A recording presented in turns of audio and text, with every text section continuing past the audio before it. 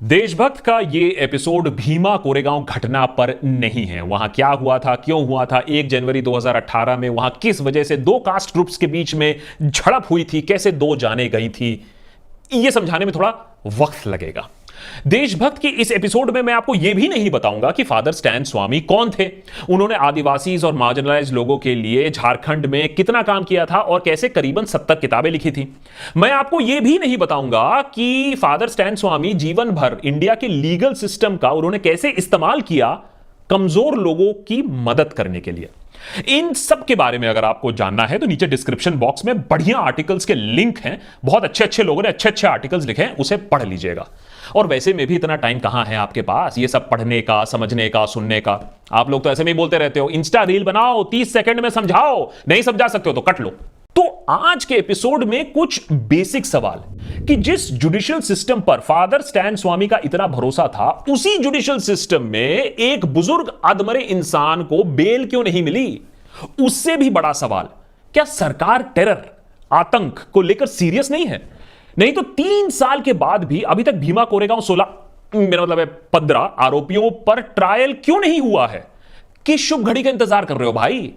NIA ने arrest के बाद फादर स्टैन स्वामी से एक बार भी पूछताछ क्यों नहीं की, जबकि मामला प्रधानमंत्री के असैसिनेशन का था? भाई मजाक चल रहा है क्या यहां? स्टैन स्वामी की मौत को हमारी जुडिशरी की बिगड़ती तबीयत से क्यों जोड़ा जा रहा है? और इससे पहले कि आप मेरे ऊपर एफआईआर करो, मैं कह दूं कि यह मेरा कहना नहीं है, यह मानना है जस्टिस एपी शाह का, जो former chief justice Delhi high court रह चुके हैं। और यही रवैया यूनाइटेड नेशंस, यूरोपियन यूनियन और यूएस ऑफ ए बना रहा है इस भीमा कोरेगांव केस को लेकर। तो हम इंटरनेशनल कम्युनिटी को क्यों कह रहे हैं आबेल मुझे मार? ऐसी कौन सी लापरवाही हुई है इस केस में जिससे इतने लोग इतने सवाल उठा रहे हैं? क्यों नहीं शुरू हुआ मुकदमा इन 15 आरोपियों पे? 3 साल हो गए हैं और भैया कितना सबूत इकट्ठा करोगे मेरे भाई? क्या सच्चाई है इस एलिगेशन पर कि इलेक्ट्रॉनिक एविडेंस, ईमेल्स, फाइल्स को प्लांट किया गया है एक्टिविस्ट्स के खिलाफ? जानेंगे देशभक्त के इस एपिसोड में। नेता टाइप आधा काम मत करो, सब्सक्राइब के साथ साथ बेल आइकॉन भी दबाओ।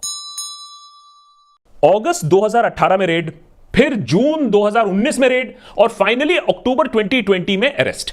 स्टैन स्वामी बने 16वें arrest in the Bhima Koregaon case. साथ ही साथ नया कीर्तिमान स्थापित हुआ, perhaps the oldest person in India to be arrested under UAPA.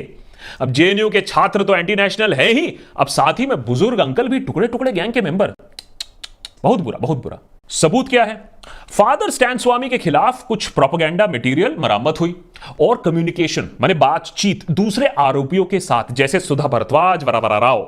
आरोप यह है कि सरकार को गिराने की बातचीत चल रही थी, प्रधानमंत्री की हत्या की बात चल रही थी। यह कम्युनिकेशन और प्लानिंग वाला एविडेंस मूल आधार बना स्टैन स्वामी को 8 महीने जेल में ठूसने के लिए। और उनका पार्किंसंस डिजीज वहां और बढ़ता गया। अपने आप पानी तक वो नहीं पी पाए। उनके साफ कोविड के सिम्टम्स निकले, लेकिन तब भी बेल नहीं मिली। और फाइनली इस हफ्ते उन्होंने दम तोड़ दिया। सवाल यह है कि भीमा कोरेगांव 16, मेरा मतलब है भीमा कोरेगांव 15 ऐसे ही टपकते रहेंगे क्या? सरकार को कोई जल्दी नहीं है कंस्पिरेसी की जड़ तक पहुंचने के लिए, सच्चाई पता करने के लिए?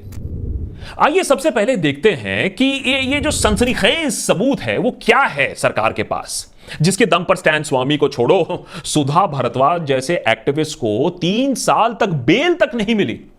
तगड़ा ही होगा ऐसा एविडेंस तो भाई साहब।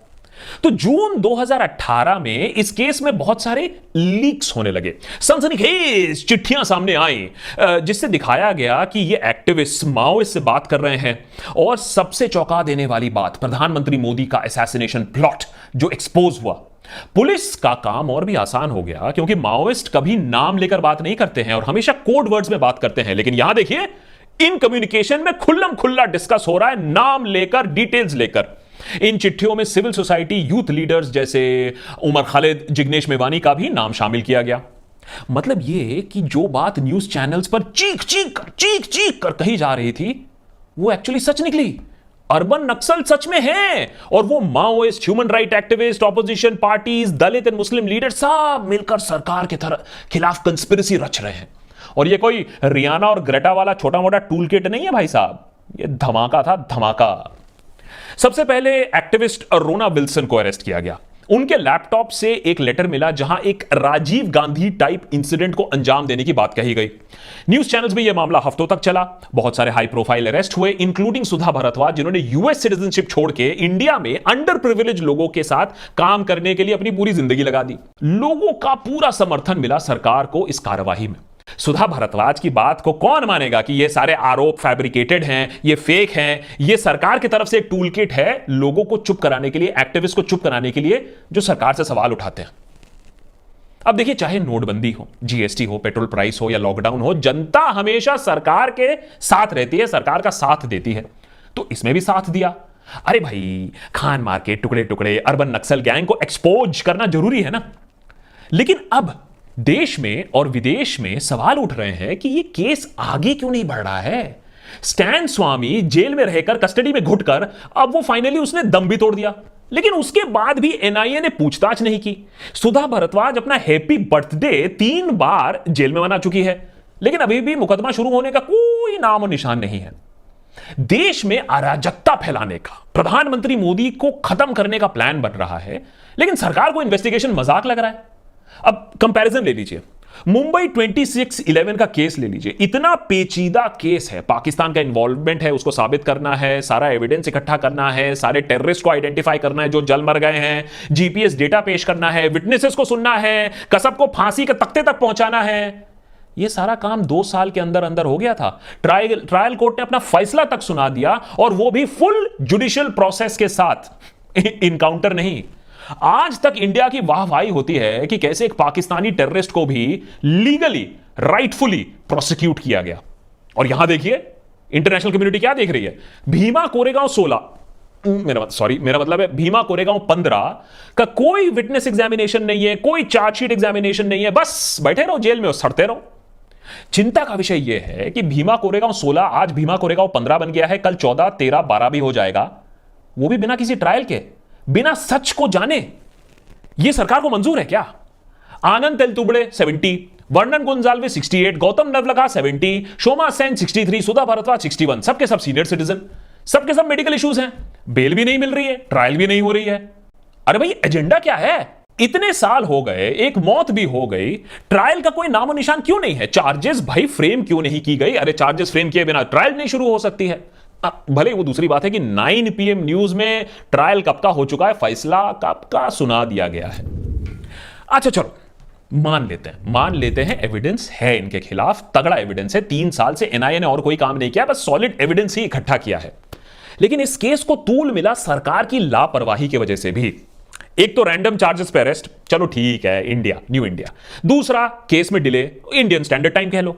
तीसरा, नो बेल, आम बात हो चुकी है आजकल। लेकिन इस केस में जो क्रूरता दिखी है वो बहुत ज्यादा ही है compare to other cases. Gautam Navlakha, human rights activist, को आपने तलोजा जेल में बंद कर दिया, चलो ठीक है, लेकिन उसे एक चश्मा तक नहीं मिलने दिया, जबकि वो चश्मा भेजा गया उनके फैमिली से, जिस चश्मे के बिना वो ठीक से देख भी नहीं सकते हैं। स्टेट होम मिनिस्टर को प्रोब ऑर्डर करना पड़ा जब यह बात सामने आई। उधर फादर स्टैन स्वामी की हालत इतनी खराब हो गई पार्किंसंस की वजह से कि वो, उनके हाथ इतने कांपने लगे कि वो पानी का एक ग्लास तक नहीं पकड़ पा रहे थे ठीक से, पानी इधर उधर पूरा छलक रहा था। तो एक सिंपल स्ट्रॉ सिपर मांगा गया, जेल अथॉरिटीज ने उसे मना कर दिया, एनआईए कोर्ट ने उसे मना कर दिया। इस बात को लेकर कोर्ट में 1 महीने तक तू मैं छीछा लेदर चलता रहा कि एक बुजुर्ग अधमरे इंसान को स्ट्रॉ सिपर मिल सके। ऐसी कई कहानियां सामने आई। ऐसा लग रहा था कि यह हमारी सरकार नहीं है, यह अंग्रेजी हुकूमत है जो फ्रीडम फाइटर्स को काला पानी में सजा दे रही है। लेकिन वहां भी शायद चश्मा और स्ट्रॉ मिल जाता। शायद किसी ने सोचा होगा कि इस कठोर रवैये से एक स्ट्रॉन्ग मैसेज जाएगा, लोगों की आवाज ना जो उठाने वाले हैं वो सोचेंगे आवाज उठाने से पहले। भाई साहब, मैसेज तो गया, लेकिन इंटरनेशनल कम्युनिटी को गया है। भीमा कोरेगांव 16, मेरा मतलब है सॉरी, भीमा कोरेगांव 15 गिल्टी है या नहीं है ये तो पता नहीं, लेकिन हमने भारत का नाम इंटरनेशनल स्पॉटलाइट में जरूर घसीट दिया है। We are saddened by father Stan Swamy's death, America कह रहा है।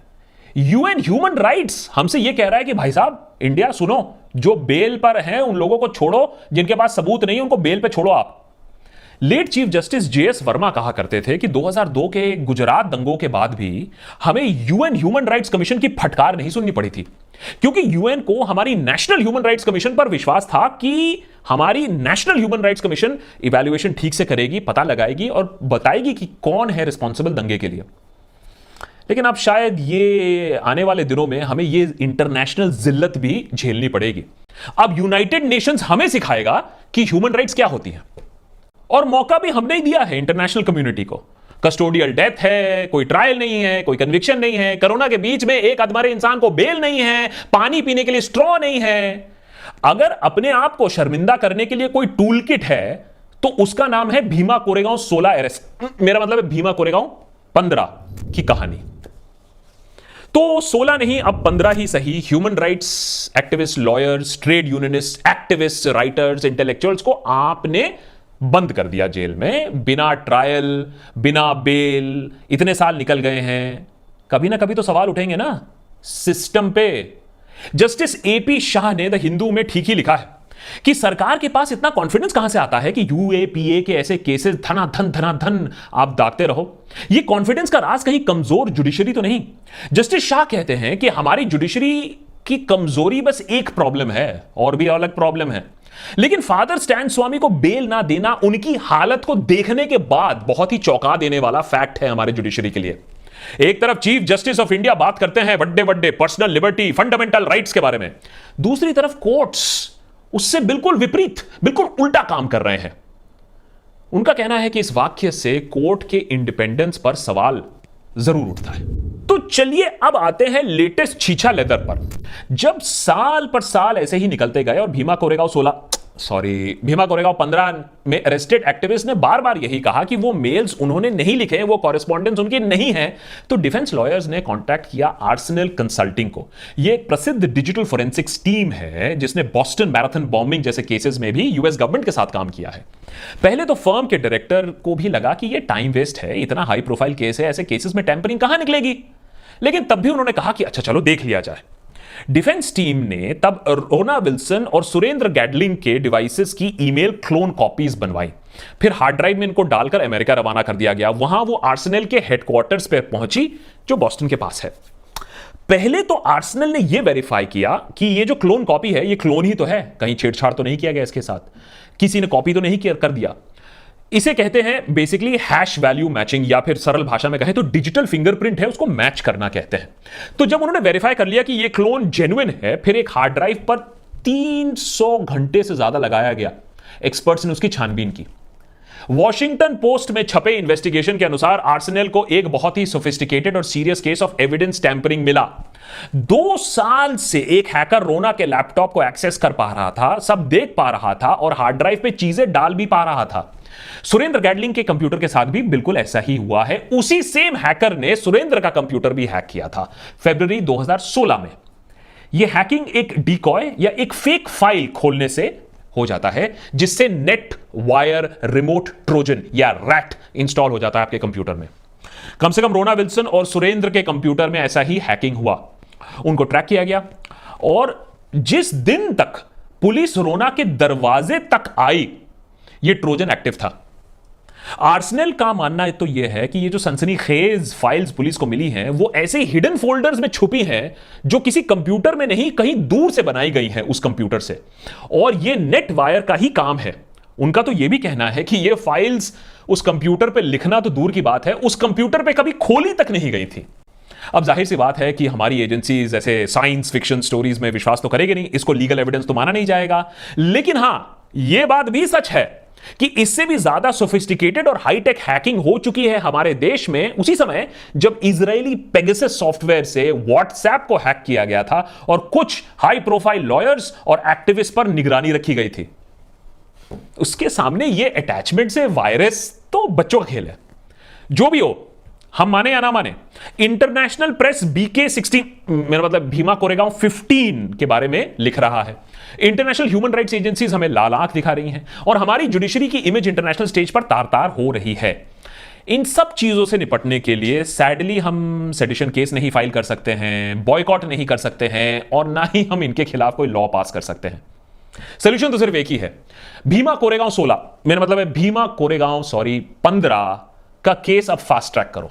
3 साल देरी क्यों हुई पता लगाओ, जो एविडेंस है सामने रखो, चार्जेस जल्दी फ्रेम करो और मुकदमा ट्रांसपेरेंट दौर से चलाओ। दुनिया को यह फिर से दिखा दो कि भारत अब भी वही देश है जो आतंकवादियों को भी क्लीन मौका देता है अपना इनोसेंस प्रूव करने के लिए, और due process of law follow करने के बाद ही किसी को गिल्टी घोषित किया जाता है, किसी को सूली पर चढ़ाया जाता है।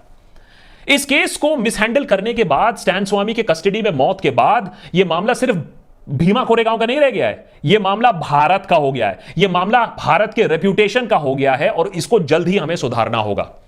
Innocent till proven guilty, not guilty till proven innocent. Bail is a rule, jail is an exception. Not jail is a rule and bail is an exception. Dissent is not a crime. Not crime. It is a crime to dissent, जो कि आजकल बन गया है। हमें अभी भी बहुत काम करना है अपने लीगल सिस्टम को सुपर पावर बनाने के लिए। नेता टाइप आधा काम मत करो, सब्सक्राइब के साथ साथ बेल आइकॉन भी दबाओ।